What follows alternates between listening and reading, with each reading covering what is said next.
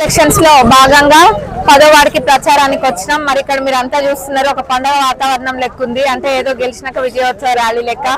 ఇక్కడ మా అభ్యర్థి ముద్దసాని సురేష్ గారు తప్పకుండా ఇక్కడ మేము కాంగ్రెస్ జెండా ఎగరేయబోతున్నాం 10వ వార్డులో.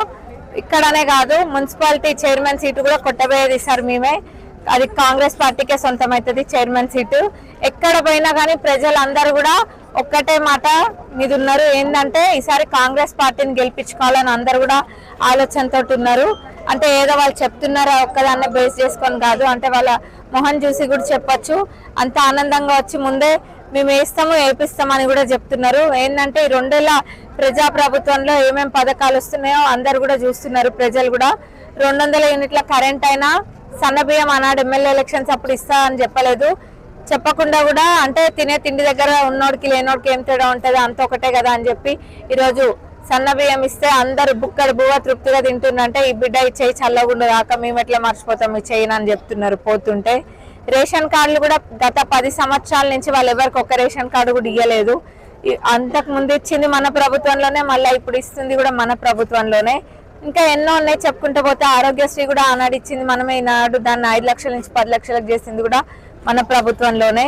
మహిళలందరూ ఈరోజు తెలంగాణ మొత్తం ఈ ఆడబిడ్డలందరూ, తెలంగాణ నలుమూలల్లో ఉన్న ఆడబిడ్డలందరూ కూడా ఎక్కడ ఎటువంటి ఇబ్బంది ఉన్నా కానీ, లేకపోతే ఏ ఆపదున్నా సాపదున్నా ఎక్కడికైనా వెళ్ళాలి అన్న కానీ రూపాయి చేతిలో లేకపోయినా ఆధార్ కార్డు ఉంటే చాలు ధైర్యంగా వెళ్ళొచ్చు అన్న భరోసా కల్పించిన ప్రభుత్వం మన ప్రభుత్వము. మరి అందరూ కూడా చూస్తున్నారు, మహిళలకు వడ్డీ లేని రుణాలని ఇంకా ఎన్నో ఉన్నాయి. అంటే వాళ్ళు ప్రభుత్వము నడిపి ఒక అప్పుల ఊవిలోకి దించినా కానీ మనం ప్రజలకు మాట ఇచ్చినామని చెప్పి ఒకదాని తర్వాత ఒకటి చేసుకుంటూ వస్తున్నాం. ఇవన్నీ ఒక ఎత్తు అయితే ఇంద్రమ్మ ఇల్లు ఒక ఎత్తు. ఇంద్రమ్మ ఇల్లు 500,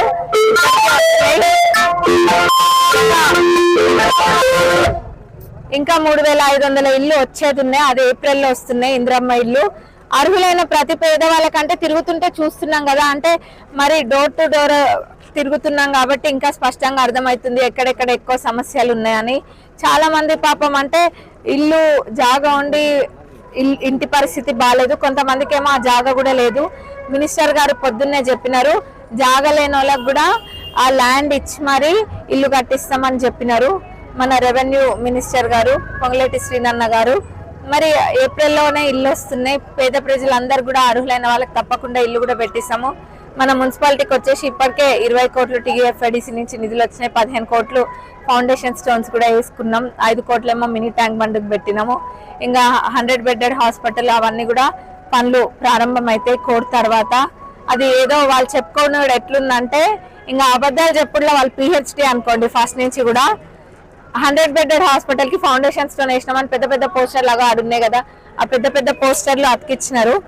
కానీ అప్పుడు ఫైనాన్షియల్ క్లియరెన్స్ కాలేదు, టెండర్ కూడా కాకముందే ఏదో ఎలక్షన్ స్టంట్ గా వేయడం జరిగింది. అంతేగాని దానికి ఏమి కూడా ఫైనాన్స్ కూడా అంటే ఫండ్స్ కూడా లేవు.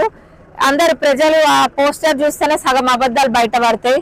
మైత్రి అసోసియేషను, ఇంకా అంబేద్కర్ భవన్, ఇవన్నీ కూడా మన ఇంకా అమృత్ 19 crores 80 lakhs తోటి అమృత్, ఇవన్నీ కూడా నేను వచ్చినాక ఫౌండేషన్ స్టోను నేనే వేసిన, ఇనాగ్రేషన్ కూడా మనమే చేసినాము. అంటే వాళ్ళ అబద్ధాలు ఏ రకంగా ఉన్నాయో చూడండి. ఆడిటోరియం ఎప్పుడు స్టార్ట్ అయింది? తొర్రూరులో పిల్లలను అడిగితే యూత్ వాళ్ళని అడిగితే మంచిగా చెప్తారు. యతిరాజరావు పార్క్ పక్కనున్న ఆడిటోరియం నేను వచ్చిన తర్వాత కూడా సంవత్సరంన్నర తర్వాత రీసెంట్ కొన్ని నెలల కిందనే ఆ పనులు ప్రారంభమైనాయి. దాన్ని కూడా కడుతున్న దాన్ని కూడా తీసుకొని వాళ్ళ ఖాతాలో వేసుకున్నారు.